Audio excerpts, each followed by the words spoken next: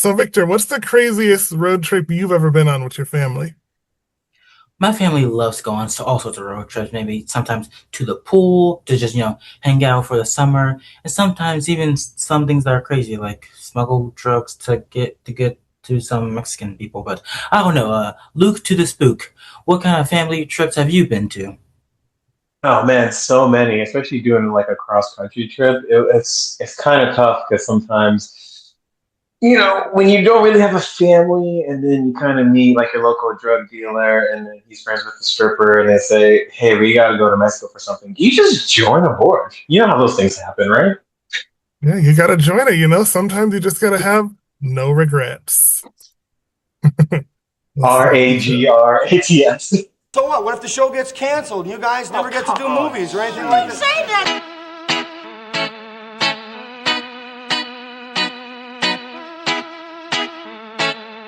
Yes, bitch! There she is! They should let children out of school to see this movie. They should show it in school. Boy, that escalated quickly. I disagree. I am Iron Man. There's gonna be consequences and repercussions. You're gonna have to rock the thong with this. Oh, no, I don't wear thongs. I have a very fussy taint. Oh, behave.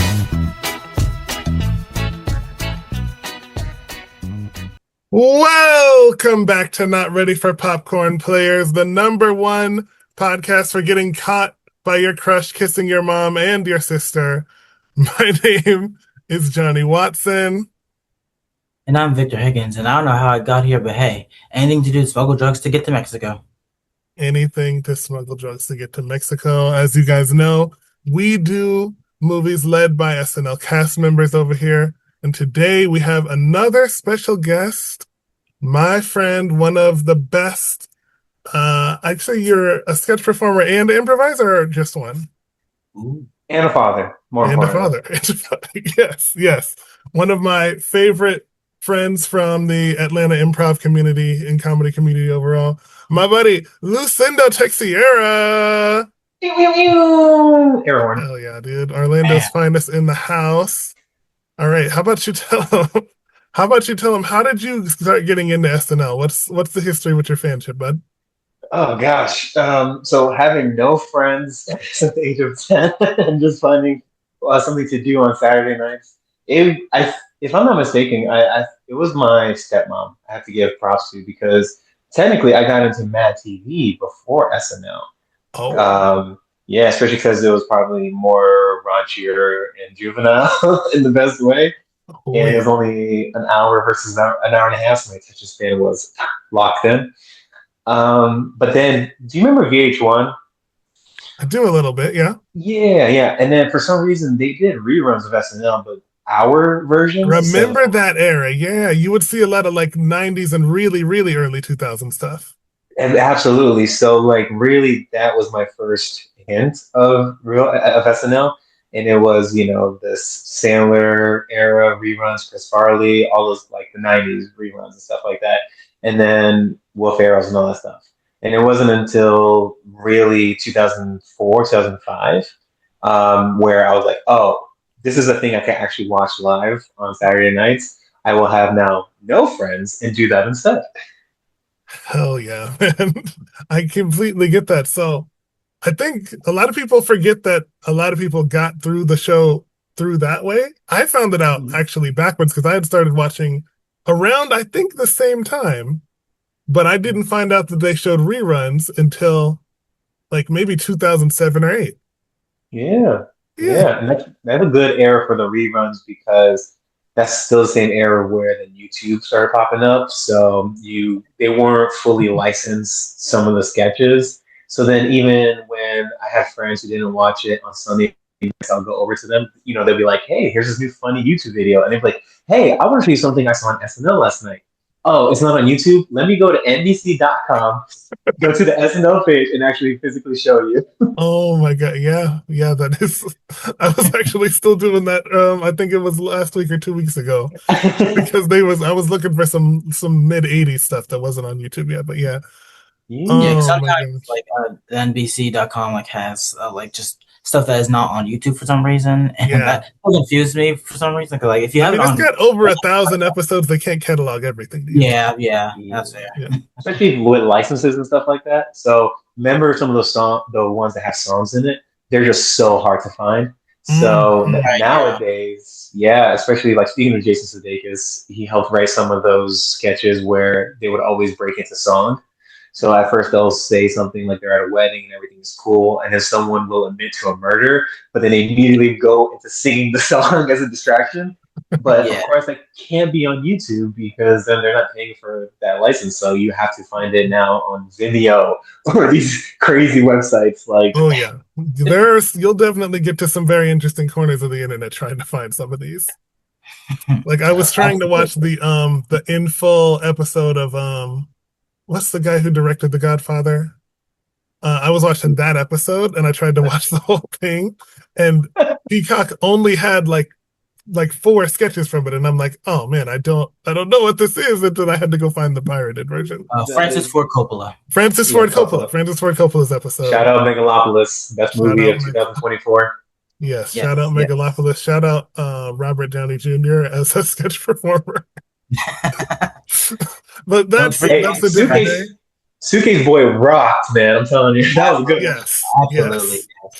Yes. But that's a different episode for a different day, because today we are doing one of my favorite comedies, maybe of all time. One I forgot that was eligible for this podcast until Luke reminded me. We're talking about 2013. Maybe it's not a cult classic, but it means something to me. She is very beautiful to me. We're the Millers, starring Jason Sudeikis. Yes. And man, this was a heavy hitter for me. I'm not sure if I saw it on TV at first, but after I first saw it, I was hooked. This shit is hilarious in so many different ways. A lot of you will probably know it from the meme, the infamous. I was getting 5,000. No, I was only getting 1,000. You guys are getting paid. The meme that's taken over. Oh wow! You didn't know that was from this? Oh no, I didn't realize that was a meme. Oh wow! Oh, I do know huge meme. You know, like little tiny bits from each part of the movie that we'll eventually get into. But yeah. So like, we're the Millers. So why this one, Luke? Yeah. What's special about it for you? Yeah, why'd you pick this one, man? Yeah, why not this one? Well, Bridesmaids was already taken, and spoiler. Spoiler. So it's one of those things where one, Jason Sudeikis is in my top 10 of SNL cast members of all time, even though not a lot of people would do that. I think it's just one of those things where he was just such a utilized player for also being a version of himself that's exaggerated. Right. Oh, yeah. And that's where I implemented a lot of my own improv from him, of being that type of person. But this was also one of those movies where when it came out and I got the DVD, anytime I would go to a friend's house and he wanted to hang out and he wanted to watch something, I would be like, I have Red Mills on DVD. Oh man. Yes. So back when you could just bring a DVD to someone's house and it could be a time, and you didn't need nothing else. Exactly.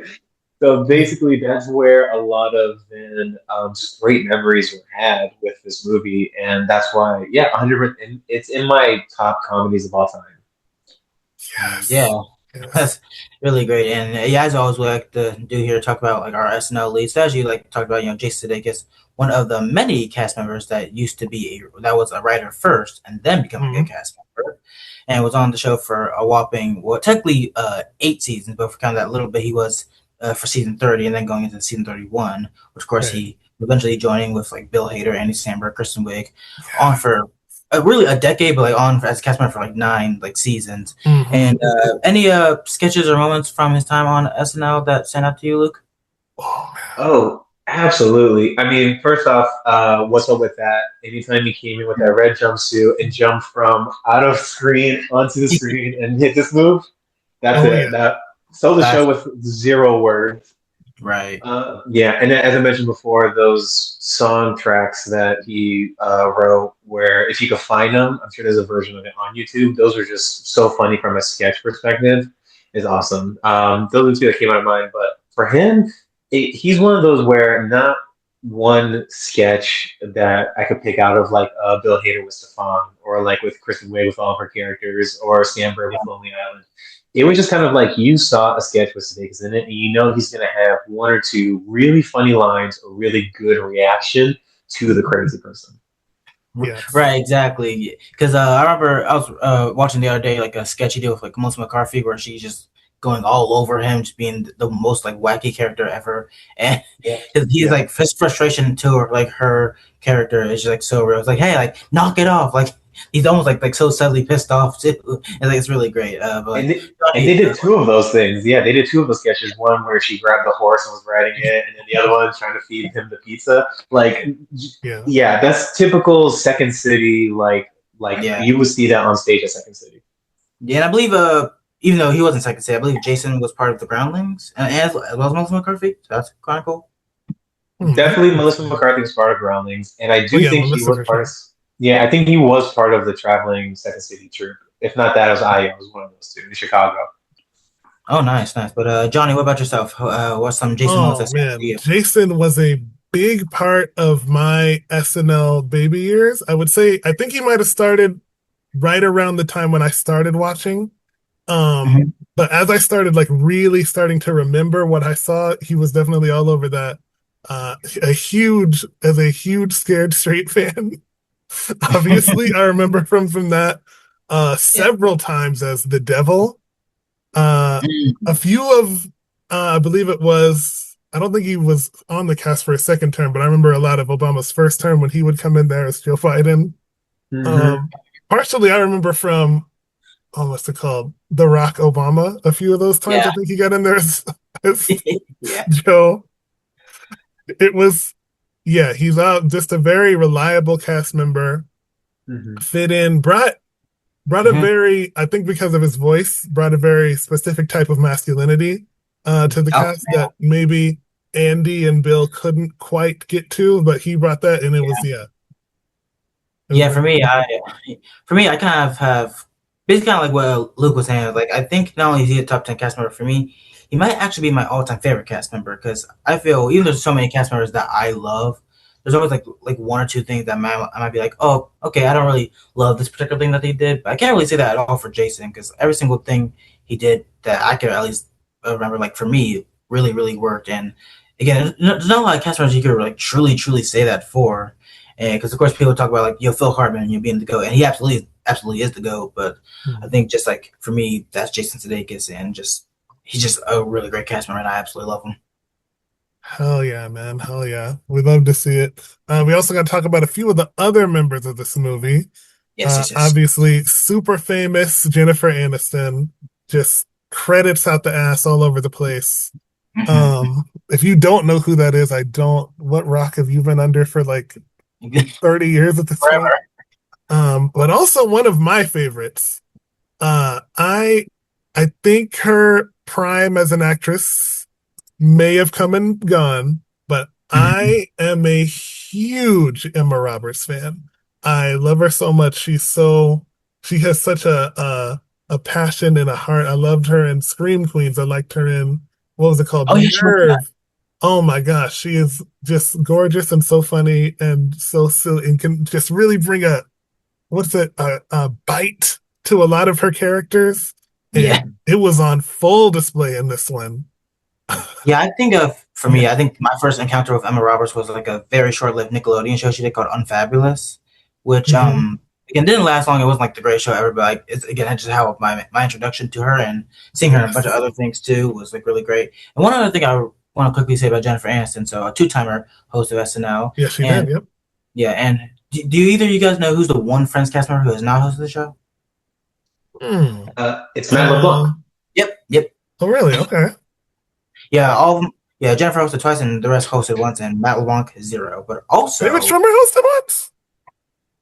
With who? Oh, yeah, David. Yep.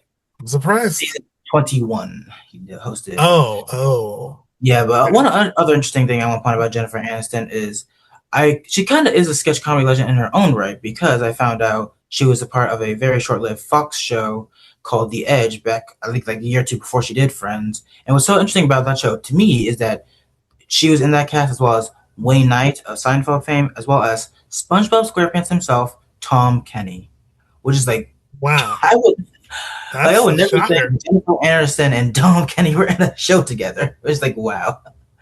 Yeah. And also, Kevin Nealon, a former cast member, was like an occasional bit player on that show too. So pretty fun That's like a stuff. fever Really? dream. That's saying a lot. Yeah. Oh man.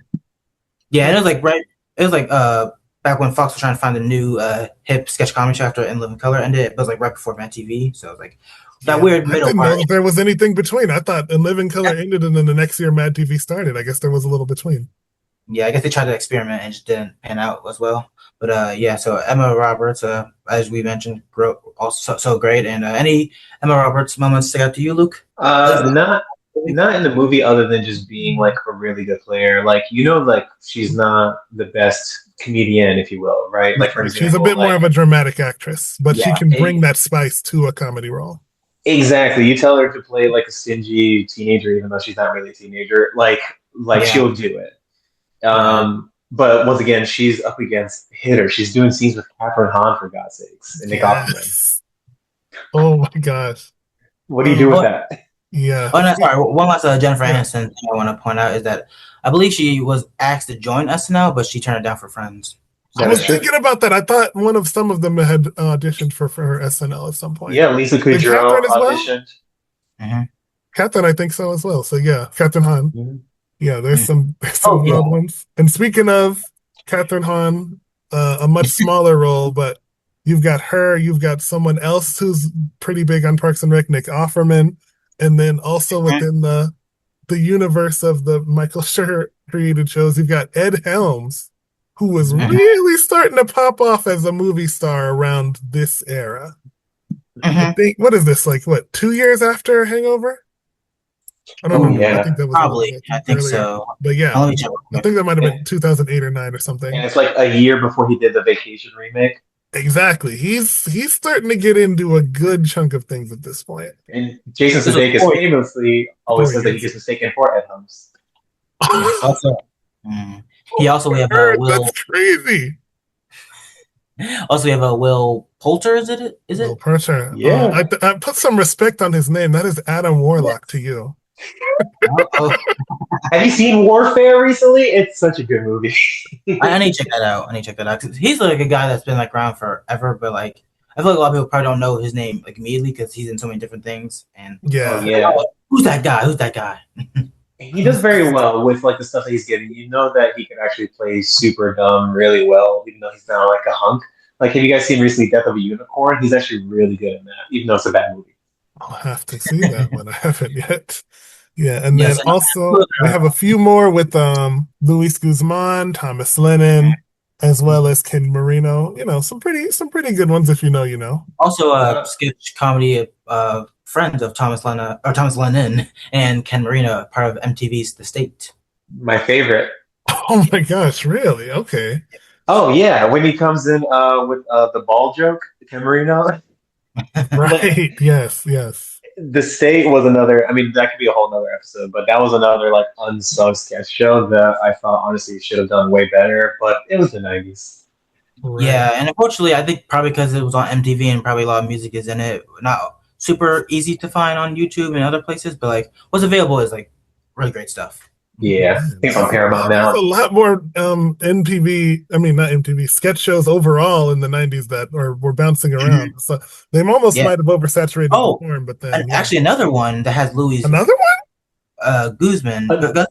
Luis Guzman. Yeah. Guzman. I don't know names, y'all. But another one he did, like right. I think it was like after Living Color, right in the middle of The Edge. He was part of a sketch show on Fox called House of Buggin'. Whoa. Which featured, we're coming with some very deep cuts here. Yeah, which featured David Herman like right before he joined Mad TV. It was like, it was kind of like a Latino version of In Living Color, where it's like all Mexican people except David Herman. So it was like Latin Living Color. Oh man, yeah, kind of like the Jim Carrey. Bring that back, man. That would benefit them very well. Yeah, I think a few episodes are available on YouTube, so we definitely gotta check that out. Let's talk Man, about it. Luis Guzman in Community. He had a very prominent episode of Community. he did. Yes, he has a statue in Community actually. Yes, And and then very famously, Donald Glover auditioned for SNL. yep. Like, I let's know. talk about Yeah, Yes. Oh my gosh. Okay, and wait. yeah, and two other people I want to bring up: Scott One more. Yeah, a couple more. Adsit and Sam Richardson. Sam Richardson, Yeah. yes, Sam Richardson, Also tiny auditioned for little part on SNL. this. Didn't get to do anything Oh, funny, wow, but yeah, wow. obviously became a big deal. And as we know, tied at the hip with Tim Robinson because of Detroiters. Absolutely. And Chicago days too, like Second City together. And he said he did an Obama impression during his audition. And it was around 2008, so it would have been perfect for him to join Oh, the it would show. have been perfect. That was like way before Jay Farrell even got there too. But then, of course, Lorne Michaels did the best thing he could do: not do that and have Fred Armisen play Obama. For way The too best thing many he could do. years.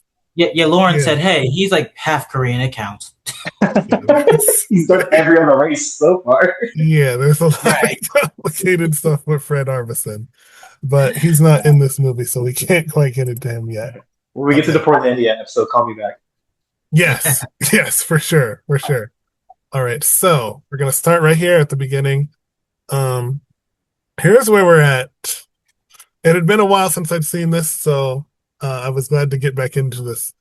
Low-level marijuana dealer David Clark, played by obviously Jason Sudeikis, is robbed of his money stash, some of which he owes his supplier. David was at the end of his delivery run and had collected cash from all his customers. As he's leaving, he runs into Rick Nathanson, played by Thomas Lennon.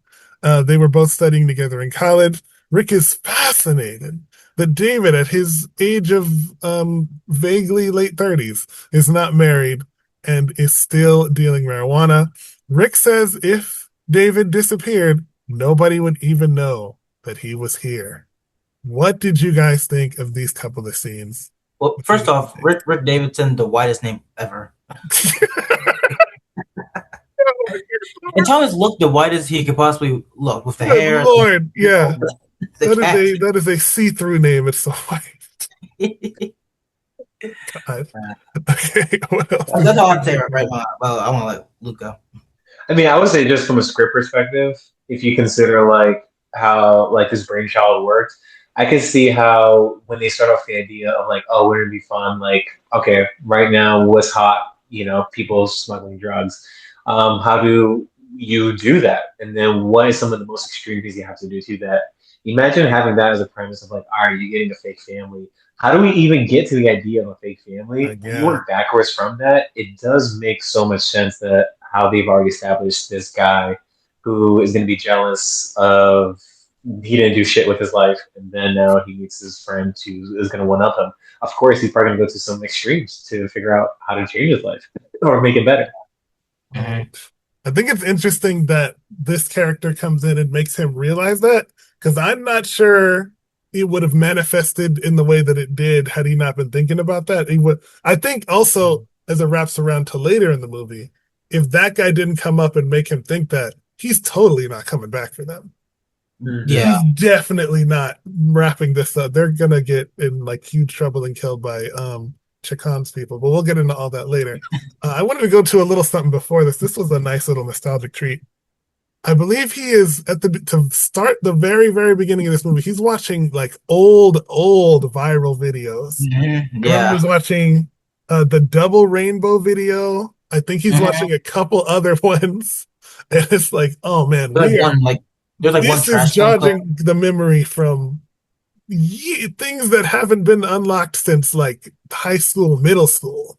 Now, if he started playing Chocolate Rain, I would have lost it. Exactly. I am just like, this is a million years ago for me. I haven't thought about these videos since like almost 15 years ago. Yeah, these are like the prime YouTube days where like, you know, like pretty much like you could say and do whatever and it will become a hit. Yeah. And there's like one I got a good kick out of that I never seen before, where it's like a trash can clip where like someone's trying to scare them and he just punches the guy trying to scare them. Oh yeah. All of that stuff, man. I haven't thought about that in so long. And then also, I don't know if you've seen this movie, Luke, but I thought about another drug dealer we've covered. Bazuzu from Sisters, John Cena's character. I'm like, I wonder how well he would have fared with him and a drug dealer off in SNL and movies. He should have brought that character back when he hosted a couple Yeah, years he back. should have brought the gummy bears out. Yeah. I got uppers, I got downers, I got stuff that makes you dig hard, I make stuff that makes you soft. Anyways, let's try not to stay on other movies. Okay. Yeah. Okay. We're out of time with that movie. Right. Yes. His boss, wealthy drug lord Brad Girdlinger, played by Ed Helms, forces David to smuggle marijuana from Mexico in order to clear his debt that he has recently been robbed of. David owes Brad $43,000. Brad promises to clear David's debt and pay him $100,000 to move the marijuana across the border. Just to be clear, he's going to Mexico with nothing, getting marijuana, bringing it back into the United States. That can be a little confusing if people don't know. And then realizing that one man attempting to get through customs is way too suspicious, he hires a stripper, stage name Rose, played by Jennifer Aniston, a runaway teenage girl who's in some real dire straits at the time, and thief Casey, played by Emma Roberts, and his 18-year-old neighbor Kenny, played by Will Poulter, to pose as a bogus family called the Millers. David and Kenny had worked on the idea together, so Kenny was already in. What did you guys think of this, Luke? I think it was a good introduction of the characters, and because you get to see a little bit before he comes up with the idea, like the fact that he sees his next door neighbor who's just so gullible, and Will Poulter's character mentions something about like how his parents don't care about him, like he could just leave or whatever, nobody cares about him. So that's good incentive. And Roberts is a runaway teen, right? And then of course Jen is a stripper. Like it all just correlates, makes sense to be able to say like these characters would actually join him on this journey. Yeah, because they're all like messed up in their own unique, special ways. And what's funny is that I was not like super familiar with this movie prior, so I was actually under the assumption. Actually, I was under two assumptions. First was all of them were like a family. There's like a weird, crazy family, like a legitimate family. And then when I kind of read a tiny bit of like description, I thought it was like Jason by himself, and like he is meeting, Casey, Rose, and Kenny, and like they're all like a legit family too. So he's like, "Oh hey, can I pretend to be your father for like this thing I'm doing?" But I didn't realize all four of them are pretty much strangers, which was a nice twist for me to see. Yeah, I thought it was interesting a lot here as we meet Rose. Not the best dance moves. As someone, I think the evolution of strippers in movies has changed a lot. Because as someone who's seen Nora and Hustlers, I'm like, oh no, she ain't coming with it at all. She's not coming with it at all compared to what former host Mikey Madison had to do. It's not the same. I really wish she had learned a little bit more. Excuse me, Academy Award winning Mikey Madison. Yes, Oscar winner and former host Mikey Madison. People be forgetting probably because won the Oscar because she learned some damn dance moves. I would say probably. People be forgetting about that because of Morgan Wallen. That's the sad part. I forgot that was the same damn episode. Screw you, Morgan Wallen. Fuck you, Morgan Wallen. But yeah. Also, Johnny, you go to strip clubs, is what you're saying? You seen better moves? I have seen better moves. Yeah, it's not really coming with it. She does do a little bit better in the later part, but still not the best one. And then also going back to Brad's moment, where he's clearly the distro. He is ghost level. If we're talking about power, he's not the connect, but he's not the drug dealer. It made me remind me of how interestingly this is set in Colorado, which is tied for the first state to legalize marijuana, yet how serious illegal marijuana was at the time of 2013 in states like that. I'm like, man, this is really ironic that it went in that direction. Yeah, and I think at some point, one more thing. I mean, maybe not one more thing. Zero more things. Yeah. I think he thinks that one of the one of his clientele is going to pay him back for something or something like that. And Yeah, I immediately I thought of 10 crack commandments. You think a crackhead paying you back, should forget it. It's like, ain't no way this is going to work out for you.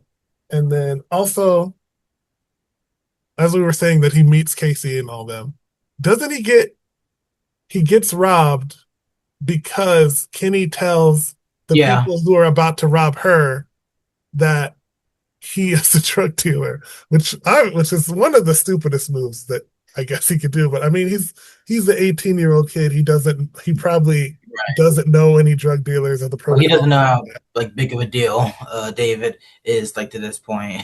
I love like Yeah. during the like chase scene. Like first of all, I love like just how casual David was to seeing the kids and like, oh, give me the money. Like nah, like okay, I'll like play a little game with you. And then when there's like a chasing gap happening and he like lands on the dumpster on his back, I'm like, oh, Oh I yeah, felt that.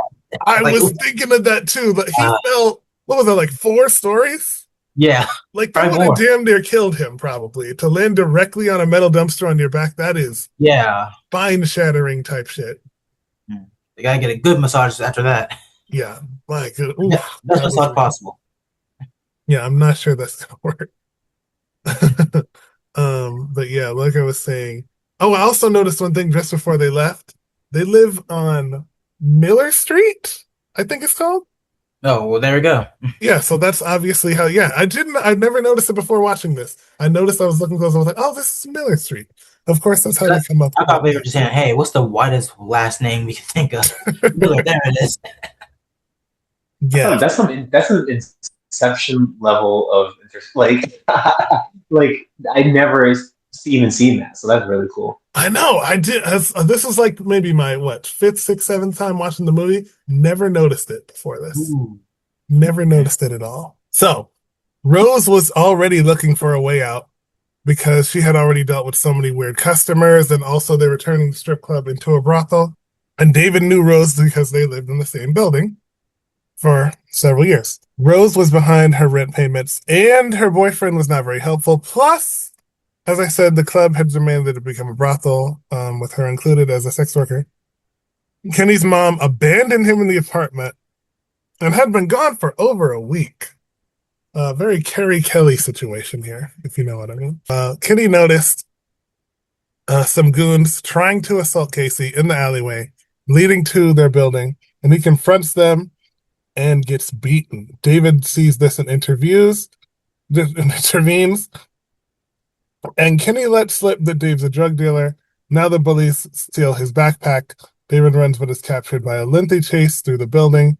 They enter the apartment and steal all his cash and his stash. This is how David meets Casey, and it got him into trouble with Gerglinger. And David lost 22 grand of his own savings in the theft. We talked about this a little bit, but what did you guys think of all of this part, Victor? This was very interesting. I don't really have a whole lot to say about it, but I thought it was like a nice like way to really like establish like what is going to happen with this movie, and again really establish the characters more and more as we're seeing them, and just kind of like again seeing like how like where they all started before they all like came together and like how it all formed. I think is really great, and they do it very well. So like yeah, not a whole lot to say, but like it's good stuff. Good stuff. Yeah. Yeah, and like even to add to that, like this is going to be not a blanket statement, but you can kind of say this about a lot. Comedy delves into also stakes, just like any movie, right? Like you have to kind of believe that they're going to go on this ridiculous adventure, and they won't stop till they get to the end because of the stakes that are established. Mhm. So I mean, that's what makes really any good movie good, but especially comedy, because then you have to actually believe, why are they still doing this ridiculous thing? Oh, right. Right, right. And yeah, the stakes are set pretty high at the beginning, because obviously there's death, there's a possible murder involved here. There's a lot going on to get this started. And then on top of that, as we said, the debt that he gets into because it's with a drug distro, there's murder on the other end of the stakes of this. So there's a lot more going on here than we thought initially. Yeah, just a whole lot to like kind of throwing at him too, which is like props to him because I could never like all this stuff happening toward me. Like I can't even do it for however amount of money, especially if I'm risking my own life here. Yes, exactly. So David tries to get the gang together. He offers Rose $10,000, but she refuses because she doesn't want to be a drug smuggler. David tracks down Casey to be the daughter and says that he would get hot food and a roof over her head as she is unhoused at the time, but she demands $1,000. At first, David, Kenny, and Casey get on the flight to Mexico, but Rose joins a little later on the plane, rethinking her situation and the offer from David. A lot to think about right here, I would say, because there's a few Yeah, little funny because you moments said in this yeah, because right you here, said unhoused, but their technical term is homeless back in 2013. back in 2013. Yes. Yeah, I wonder if like maybe she like kind of felt that was like a slur in a way, like, hey, don't call me homeless. I don't I like don't that. know, man. I just don't want the people coming after us in the Discord. Okay. Oh, Yeah, drop in the comment section. What do you think it is in the comments? Is it unhoused or homeless? What do you You think? guys decide. I'm not in charge of all that. Just Anyway, add Johnny Watson. okay, chill. I you don't need DM those kind of Johnny's problems. all social media and tell him what do you think? I don't need those problems. Okay. All right, here is his personal phone number. I'm dropping right here for you to text Bro, him I will directly. What do drop you a think? house on all y'all niggas if y'all try to do that to me, okay? Then nobody will be homeless. Okay. I'll turn this into Wizard of Oz real quick. Okay. Anyways, they go the first thing that I noticed was what he said was when they go to get the haircut. Because if you don't know, Jason Sudeikis doesn't quite look himself at the first, I'd say maybe quarter of this movie. He's got long hair. He's very unruly. He gets this extremely specific haircut description of like, oh man, I'm just a Midwestern dad who hates his life and his job and his wife and his kids, and he doesn't want to keep doing it anymore, but he has to do it for them and put a gun in my mouth. And it's like, good Lord.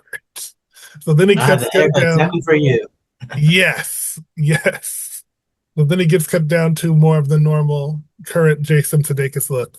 Right. I And then do also, believe, I do believe he also looked like that a tiny bit, like when he was a writer. Cause I've seen like old like writer pictures of him when he first joined SNL, and he did kind of have that like bushy haircut before he off. So yeah, yeah, it's a little interesting. And then this airport scene, as we said before, Sam Richardson is in it, but also something I've noticed always. I don't know if everyone picked it up.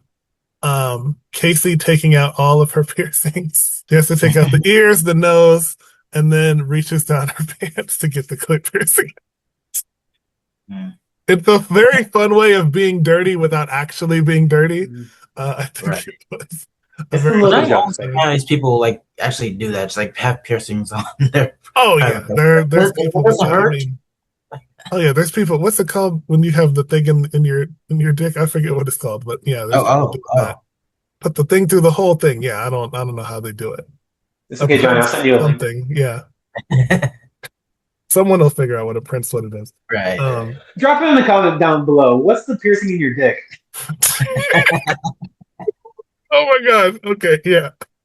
Okay, and one thing I started to notice around this time that Jennifer and Emma were kind of playing against type here, as I noticed throughout this movie, because as you know, if you look at American Horror Story a little bit and Scream Queens, you notice that Emma is often very high status, her character, and then in this one, she's literally a ratty little hobo girl. It's like, wow, you really have a little bit of versatility here to even get into stuff like this. Yeah.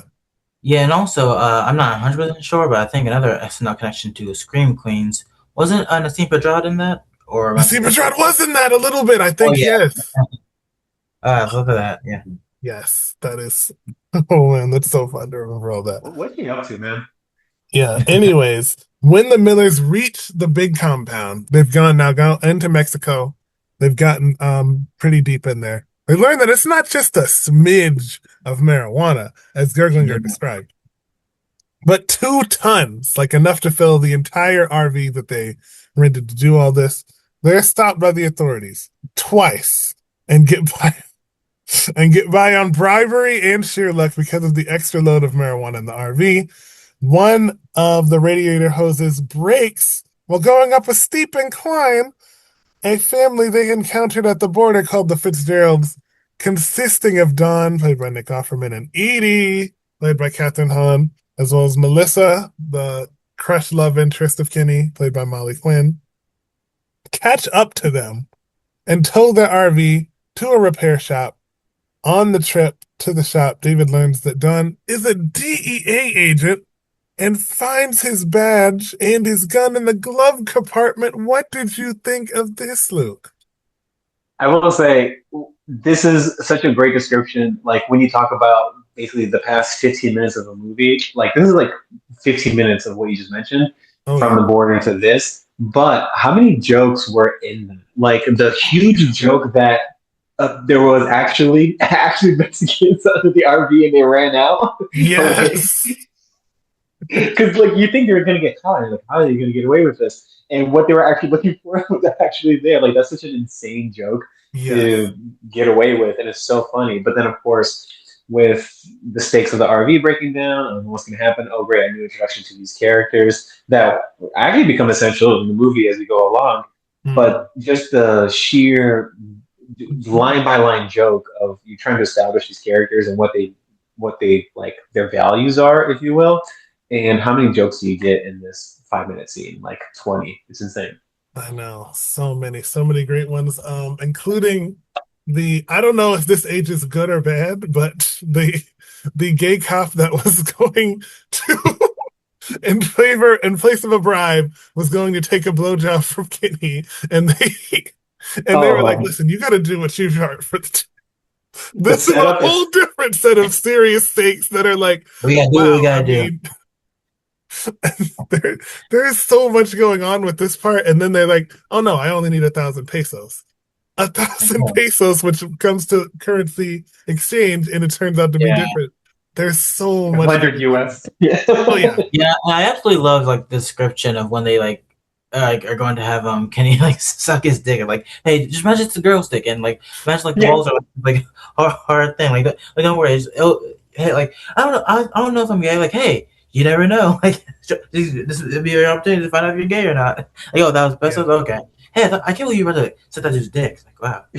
Yeah, there's so much going on. I think this might have been right around the last time that you could get away with telling this joke in this way. Yeah. Like, obviously, when this was in Don't Be a Menace to South Central While Drinking Your Toast to the Hood, this was like clear runway for all of this. But by 2013, it was like, you might be nearing the end of this and have to turn this into a different type of gay jokes. You know what I mean? Oh my goodness. Yes. I will say, yeah. Oh no, sorry. I will say that what I was Go ahead. Come on, man. I'll just be a quick joke saying they did it just in time. What I was gonna say was this is one of my favorite things that Jason Sudeikis does when we go back to like Hop on him.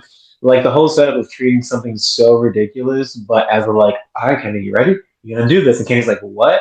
And he just like talks him through it as if like, yeah, it's no big deal. Just pretend it's a girl. Like it's just the small things that like you know that he's done this a lot. This type of comedy. Horrible Bosses is one of the best examples of this. Of honestly being like kind of a jerk, but in a very lovable way that you kind of go like, oh, he's actually convincing me a little bit. yeah. Hey, wasn't that with Jennifer Aniston? Horrible Bosses? It was. Oh wow, look at that. Yeah. Oh my gosh. And then also, strangely, I can't remember all of them at the moment, but there were a good chunk of pussy jokes in here, and I think they might have actually outnumbered the dick jokes. So that's good. Yeah. And speaking of dick jokes, who else was in Horrible Bosses? But Kevin Spacey. Anyway, continue. No, wait, let's not talk about those kind of dicks. Let's not. Wait a minute. This is a very different podcast. We are not podcasting to you from Epstein Island. I don't want this episode has officially been flagged. No. Cut that out right now. We all remember what Kevin Spacey did, right? That's why I said we're not talking about this kind of dicks. We're not doing that. No. Okay. Yeah. Timer right now. Yes. Oh my gosh. All right. Let's get this back on track. as we said, they met the Fitzgeralds, just Don and Edie, just kind of a really wholesome couple. It reminded me, ironically, of Weeds and Breaking Bad, because in all the drug shows of this era and right before, you always have a drug dealer, and then they are very, very close proximity to a DEA agent for some reason. They're always doing that. I don't know what it is, why we stopped doing that, but that was a big thing at this time. Anyways, Also, Catherine Hahn in this, my absolute favorite part of the entire movie. Just really, she's incredible. Because she's so wholesome. Yes. I just love she still does all crazy things, but with a big smile on her face, and I feel like those are always the kind of the best characters in any movie or TV show. Or they'll still be crazy, but hey, as long as we're positive, it's okay. Yes, yeah, essentially that is the whole vibe of her character. Yeah, they're just a real sweet couple, but obviously Dawn is a DEA agent. And then their daughter, which as we're about to get to, Kenny develops a crush on Melissa after he reveals that he's never kissed her. This might have been my favorite scene in the movie. Casey and I Rose wonder why, Johnny. I wonder why. You watched it with clothes on, right? Kiss while David filmed. Keep going. What more than just it says an incestuous relationship, but if the dad's filming, there's a whole nother level to this that is hold up, there's just, oh my gosh. Oh. What? I think this was a scene I saw. I mean, obviously, I saw this a bunch of times before I actually watched this movie. And I always, yeah, yes, I am. You see it on Pornhub or X videos? Hey. Not a sponsor, don't you? Not a sponsor yet. No. Send me the link. Yeah. That scene. Oh my gosh, it's so much going on. And then I'm also thinking of how that actor must feel, because it's on the one hand, they say in real life you don't have as much fun, but on the other hand, you're kissing Emma Roberts and Jennifer Aniston. Right. I'd want to take to this as I could, man. I absolutely love David's hey, let me take a picture of the first girl you ever kissed. Hey, get in there, Rose. Okay, and just have the thumbs up, and right before she walks in, I love the bit where he's oh, come on, do you have stuff you touch? Go on, touch them. Get a little freaky with it. Don't just have fun with your mouth. Have fun with every part of your body. She put her tongue in her tongue in his mouth, and then teach her that. Oh my gosh, I love this scene so much. Anyway, let's keep going. Anyways, the marijuana that they took from the compound, they were pretending to be Pablo Chacon, and then the real Pablo Chacon shows up. He has a whole cartel. The next day, when the Millers are headed to the shop to pick up the RV, because they're going to get all fixed up, Chacon and his henchmen, One Eye Willie, which is so crazy. I had just seen this guy in Euphoria the week before I seen this, because he's no spoilers for Euphoria, but he is beating somebody's ass. And I'm still on season 1. 15 years later. I'll give Euphoria one spoiler. Season 3. I'll give one spoiler to Euphoria. Sydney Sweeney's boobs. Well, I mean, dude, not a spoiler. I go to AZ noon. Don't worry about it. Yeah, there's it wouldn't be Euphoria without that. Former host Sydney Sweeney. SNL. That was all about her boobs. That entire episode, all about her boobs. Yes, they are waiting. To me, she's a great actress. I don't know what you guys are talking about. I love her acting. Oh, no, same. Yeah, she's a good actress for real. I'm Team Sydney all the way. I don't care what anyone says. She's great. She's great. Yes. Are waiting for them to prepare to execute the whole family. They immediately tell Chacon that they aren't even a real family, and that they didn't know that they were stealing from him. Rose is given a chance to prove that she's an actual stripper by dancing, and when she gets close, she turns a steam vent on Chacon. Man, was there a lot happening in this scene. I will say the dancing was better, but it wasn't nothing to write home about. It's okay, Johnny. It wasn't to make you sexy. It was a distraction. It was a distraction. I guess it was good as a distraction. And it was a nice bonding moment. The steam and everything. So what did you think of this, Victor? Oh, this was like such a great, again, like bonding moment that I really appreciated. And well, I love like the brief moment of like David just looking to the camera, like, okay, yep, this is happening, y'all. This is the real thing that we decided to put into this movie. And just like, again, Rose just working and just doing everything. And I love the like one moment like Kenny getting a boner. He's like, hey, that's your mother. Don't don't do that. And because like of course, Kenny would get a boner at this, and it's really great. Yes, yes. So what about you? What do you think of this one, Luke? I would have loved to know the inception of, from a screenwriting perspective, of like, all right, maybe they wrote this scene, maybe it wasn't as like one of those sexy commercials to sell like beer type of feels to it. Like who knows how it was on page, but I wonder how they sold it to Jen to be like, all right, so we have this scene, and why this is pivotal because you're the main distraction that can help us get away. Like, was she like so game with it, or did they have to talk her into it a little bit? I assume honestly, just how what I've seen her do in so many other shows and movies and stuff like that, that she actually was like game to do it. Yeah, I think she was game to do it. I think once she saw that she was playing a stripper, she was gotten to the mindset of like, okay, some of this is gonna have to happen anyway, so I gotta make it happen. Yeah, Uh, yeah, and I know like Jennifer was like have a big like a sex symbol of the '90s too, so I guess it kind of makes sense. yeah, you're right. That probably does. She's got back into that. There And was also, once, yeah, what were you gonna say? and another side, if it's not in there, wasn't there like a scene where Kenny like gets his balls, or is that are we good to Oh, go to that that's a scene? little bit later. That's a little bit later. Okay. I was gonna actually Spoilers. go backward to a scene where we find out that the Fitzgeralds are actually swingers a little bit, Yes. and this gets very interesting because not only are they not a couple, Rose and David, they're not swingers, and on top of that, they get into all this, and it gets very interesting because they they get into I guess we would say a very loosely queer interaction where they're trying to do a little something. All she manages to do is grab her boobs, and he puts, what is it? Don, played by Nick Offerman, puts the finger in the ear. Mm-hmm. It's really silly.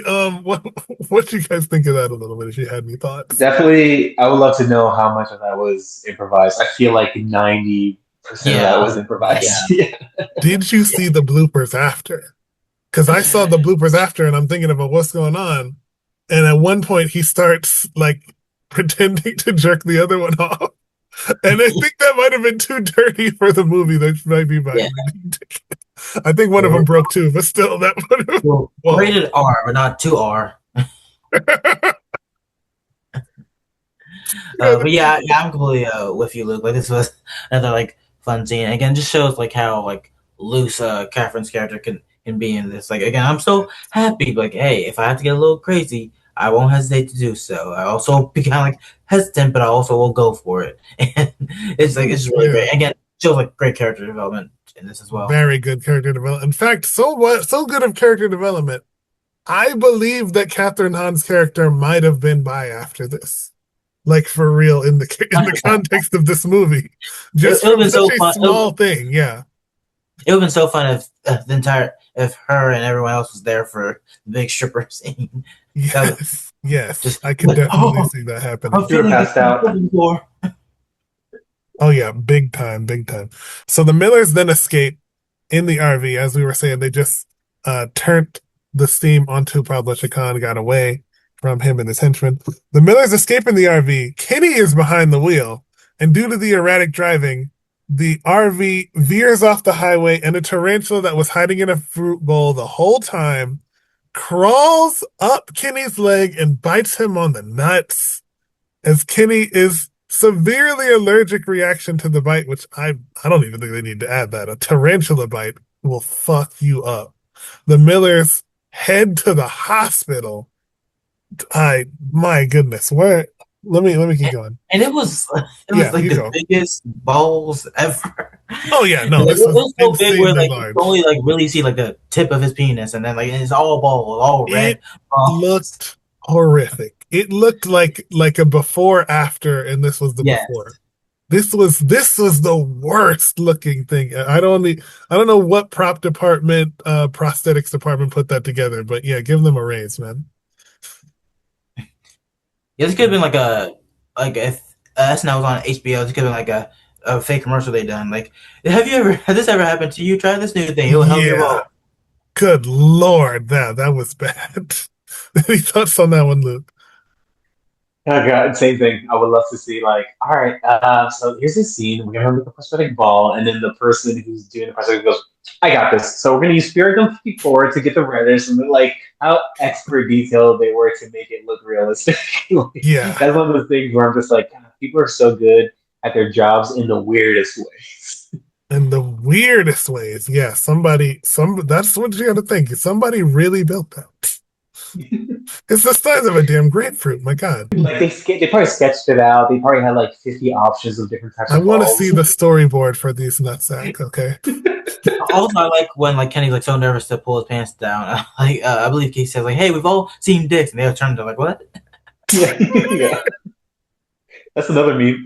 Also, she's not Hard, wrong. yeah. Rose is a stripper, and you got boys got their own. So of course, yes, we've all seen them. Yeah. And at some point in our lives, we will see them. Yes. Yes. The further delay of the delivery because they had to go to the hospital. But David renegotiates with Brad Gerlinger for a fee of $500,000 on the condition that he arrives that night. So when Kenny is finally released, David rushes him to the RV in a wheelchair and tips him over. David inadvertently reveals how much he's getting paid, leading to the great meme in comparison to how little he offered to pay everyone else. Casey Rose and Kenny are left in disgust by the revelation, and David just leaves them at the local carnival. This is also where she meets, oh man, what's his name? Scotty, is it Scotty P? Whichever his name is, the guy with the Scotty tattoo. P. Yeah. Yes. What did you think of this one, Luke? I think this is starting to get to where like you have to have an emotional beat. So then Yes. that way the ending is much more realized. But it's also the most boring part of any of these comedy movies. Yeah. Which I I'm do giving feel a it little some. thrown in, but yeah. You know, you throw it in, but it kind of loses the energy. Like once again, this is the part where if I'm showing this at a party, we're all having a good time, having fun, and then now this is the part where everyone goes reload, get drinks, or are just too messed up to continue on with ending the movie. So this is kind of the part where like Yeah. everyone just starts fading out. But once again, from a movie perspective, it's needed, right? Especially for like the fun carnival thing that's going to happen coming up. You need this beat. Yes, big time. Yeah, in a way, it feels like very obligatory. Like we're eventually gonna see something like this happen with this movie, and I feel like because obligatory might take away from it, but I don't really think it does too much because again, like it's just some sort of like conflict that has to happen with this movie, and it's the only way it can really like come together if like some sort of part like this happens. And again, it looks a good conflict because they're also really again show like more character development because like they're all like now bonded together, actually acting like a true family. It's like three of them are, and I think it's really great to see. Yes, yes, I think it is a really good thing. Definitely starting to get things where we really get to see who he is and how it's hidden. It just, like I said, it feels a little thrown in because it doesn't seem like he's veering to a wholesome path up to this point. You see little tiny pieces of it come through, and then he has this moment where it's like it's starting to get to that point. You know what I mean? Also, we got to talk about this boyfriend. Definitely a wigga if I've ever seen one. He would get along with whatever Elvis's granddaughter was in Zola for sure. That's definitely yeah. Oh my gosh. Yeah. This feels like Mikey Day's Waffle House character. Yes, yes. If this guy had the cornrows like that guy, I wouldn't be surprised by the time he gets to that age. This guy was so the worst on so many levels, and that is why Casey likes him. You know, these types of girls love an edgy guy, and it's like, oh Jesus, thank goodness they were enough of a family to stop her from getting into whatever that was about to be. Yeah, and I love how he keeps saying like, you know what I'm saying? And You know what I'm saying? He said that after everything. You know what I'm saying? You know what I'm saying? And You know what I'm they saying? almost, I guess I have established that I know every single word that's going out of your mouth. Why do you have to keep saying that to me? Yeah. That took me a lot. Yeah, he kind of sucks. He really sucks, man. Um, so then after he's left, David regrets abandoning them and Mm. returns to the carnival, begging them on his knees to come back with him. On their way back in the RV, One Eye, the big henchman, discovers them and he is about to shoot and kill everyone. Don Fitzgerald comes out of the camper and knocks him down. Chacon then comes around the corner and is about to murder all of them, but David hits Chacon and he drops the gun. Rose picks it up and accidentally shoots Chacon in the shoulder as he's recovering. Kenny punches Chacon and knocks him out. Don arrests Pablo Chacon and the one-eyed big henchman, tells the Millers that they're going to arrest them too, but then turns around and it's like, I'm going to see, as I give a fed to my family, you guys do what you want. Well, I'm about to arrest you. And he lets them go. Kenny gets to kiss Melissa, prompting David to even kiss Rose. What did you guys think of all of this? Well, one thing I want to say for like an earlier scene is like he like kind of like looks back and like, oh wow, these people are actually good when he hears that TLC song, which earlier like when Yes. they were first playing that, I Wonderful. love just Kenny just like rapping to the lyrics too, and like, hey, go Kenny, like he was digging into it, Yeah, which that was really fun. yeah. What do you think about it? I will say you actually made a mistake. What? About 2 minutes ago, you said that David regrets. I think you mean regrets. Yes, David regrets what he did, leaving them behind, much like the tattoo, obviously. And funny how there's like two moments of this where like someone shows a tattoo and it's spelled wrong. I believe like there's a scene earlier with like one of Rose's like stripper friends where she shows like a new tattoo she has. Yes, for sure, for sure. Good job. Of course. What else did you think about this? Yeah. But like I think this is a good honestly like a good wrap up of the movie. Like how fun it is just to like pay off some things that you saw earlier, come back to this. I mean the whole Nick Offerman turn of actually being a badass, even though he was kind of like a soft teddy bear who was a swinger for most of the movie. They played him so much like he was past his prime as a masculine and as a sexual person, and then for him to come out and do all this, it's like, oh no, dude still got it. Mm-hmm. Oh yeah, it's like very Dark Knight lean. Returns. It's like, no, you still got it. Yeah. Yes. And it only turns on Captain Mom even more, which is another like good. Yes. Yeah, it saved him in multiple ways. Yeah. Yeah, this also made me appreciate Nick Offerman's character even more because like wow, tough guy. I love him. Great. Nick Offerman just is that guy in a comedy setting for the last like almost 20 years now. Yeah, definitely. Yes. So then he lets them get away. David delivers the drugs to Gerglinger, who tells him he's late and their deal is off. But actually, David snitched, and the DEA agents then crash into the room, arresting Gerglinger. The agent in charge, of course, is Don, who tells David that he will have to be the witness in the witness protection program until his trial is over. He then adds that anyone that was a witness must also be in protection, and David smiles. The Millers are seen together in a beautiful home with several weed plants growing in the garden. What did you guys think of this finish, Victor? It's so funny. It's such a good wrap up to everything that you generally go, wait, but where's the sequel? Like, this is such a fun sequel idea. This would have been very fun as a sequel.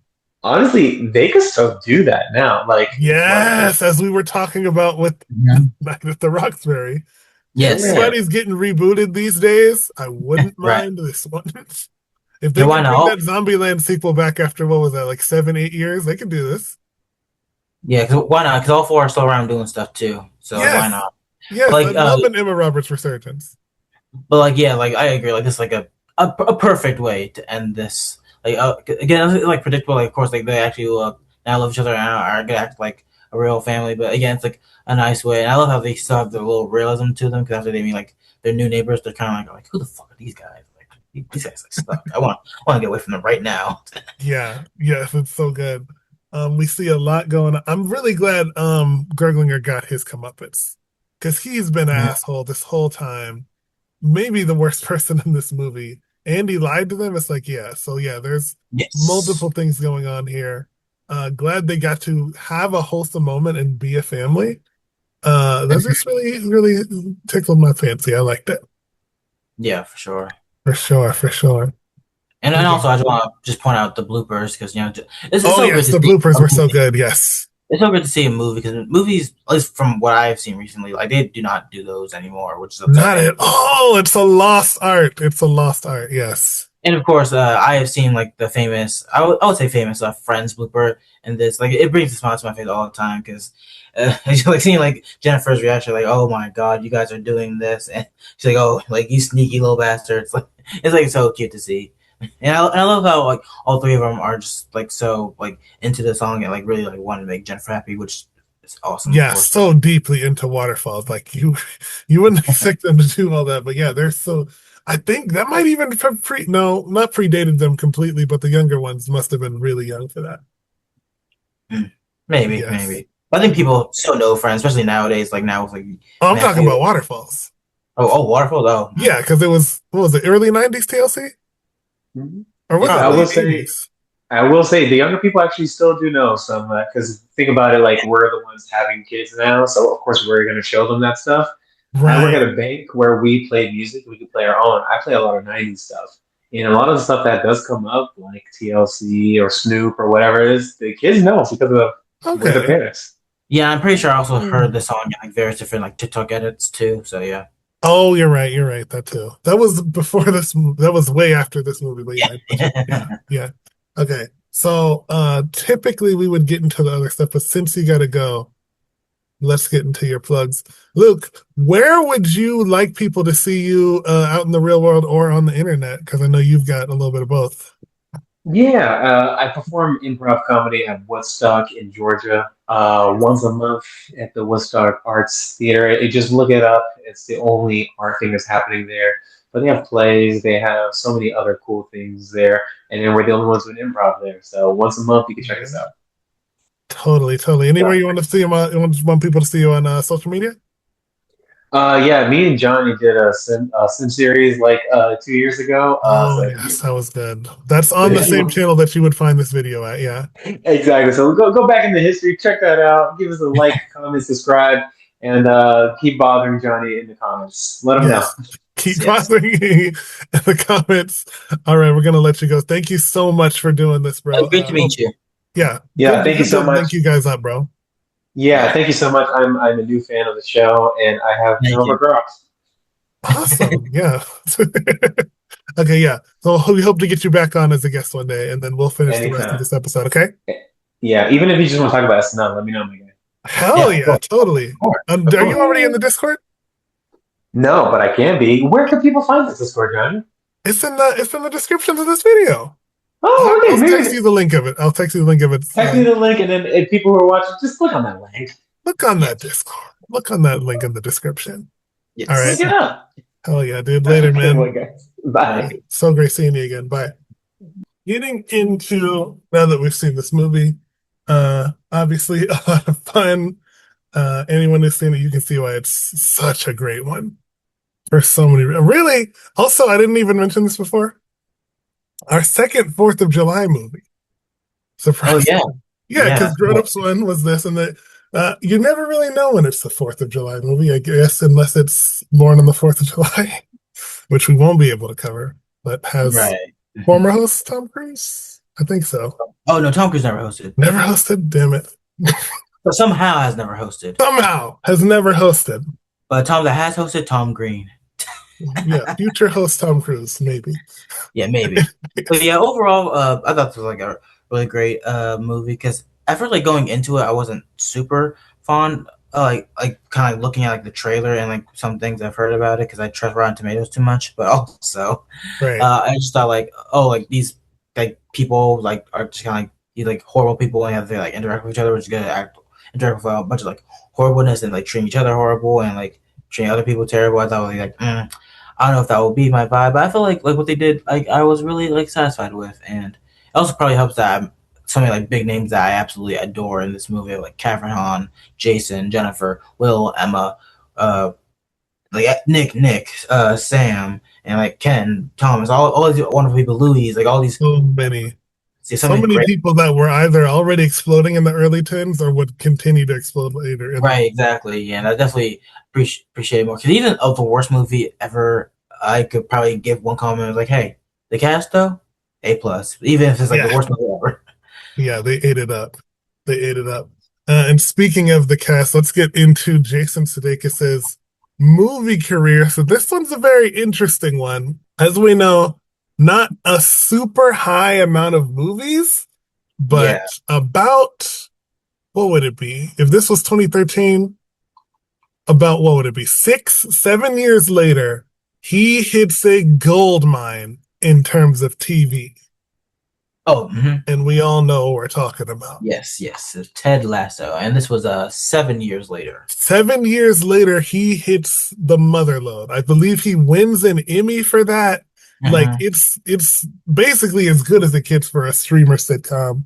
I still haven't seen any of them. I think I've seen maybe one episode, probably like the pilot. 'Cause sometimes if a show is really big, I'll be like, okay, let me check the first episode, and if I like it, I'll continue watching it. If I don't, I don't. Because that was also the same way, like back when Gene Smart was hosting a few years later, I was like, oh, let me try to see like what Hacks is all about, and it did not really work for me at I've all. seen a couple of seasons of Hacks. It's good. I had seen a little bit before that, but not too much.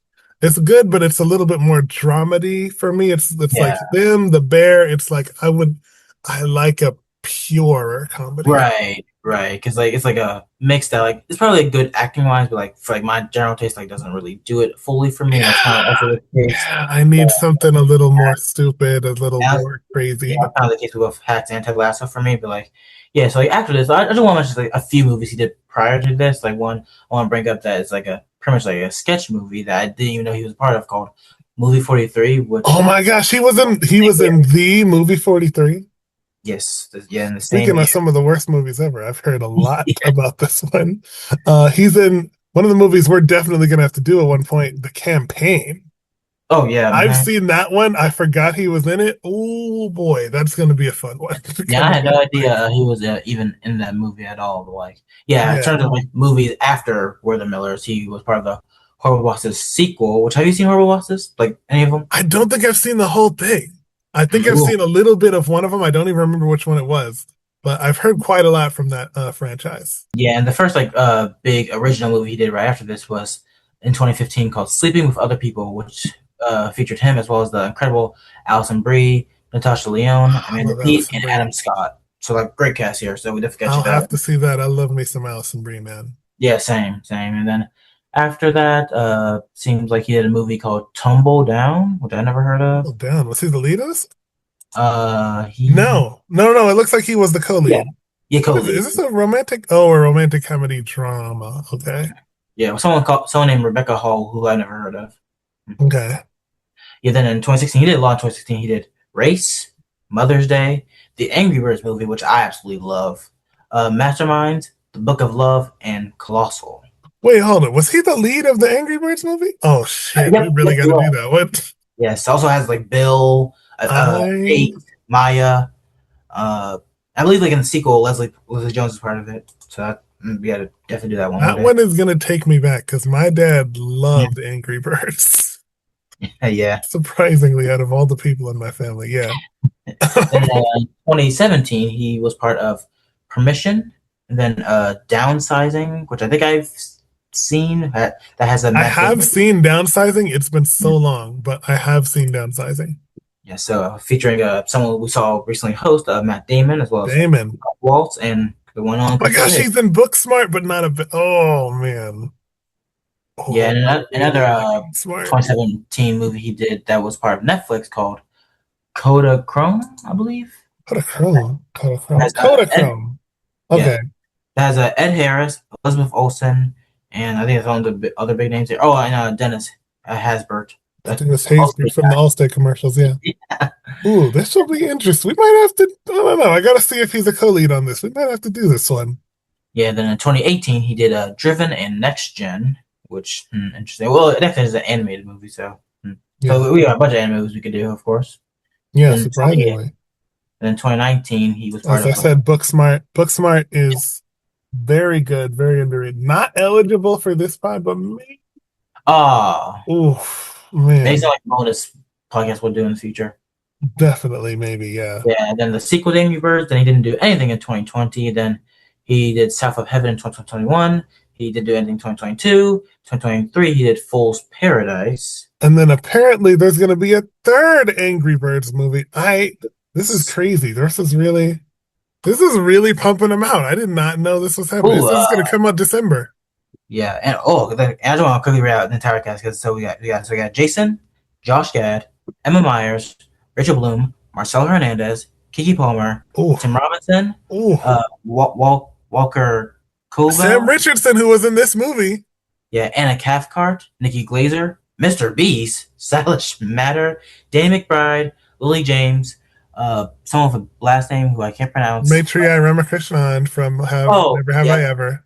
Yes, and then Psalm West, James Elton Johnson, and then the Smosh guys of Anthony Padilla, no relation to Ashley, and Ian. Well, we don't know yet, but yeah. So yeah, we definitely got to do that when it comes out. Yeah, that one's well. We got to do them in order because I think we're gonna have to rip through these before this one comes out, so we can get. Because again, I've never seen an Angry Birds movie. Oh wow, really? I really should have prepared for this. We might have to watch them back to back to back. I don't know. Yeah, we have to do like a live stream of it all. That'll be very fun for the Discord. Yeah, and he also did in 2024 another animated movie called Hit Pig, which I've never heard of, but that has Lily Singh, RuPaul, Flavor Flav, and Rainn Wilson. So, which always connection because at Helms we just did and Rainn Wilson here, so that's great. Right. Yeah, and it's like I said, it's interesting. None of these movies. I guess the Angry Birds movie does stick out, like in a Mike Myers doing Shrek kind of way. Here, he is a part of a very large franchise, especially if it's gotten all the way to a third movie. But other than that, nothing sticks out too much in live action.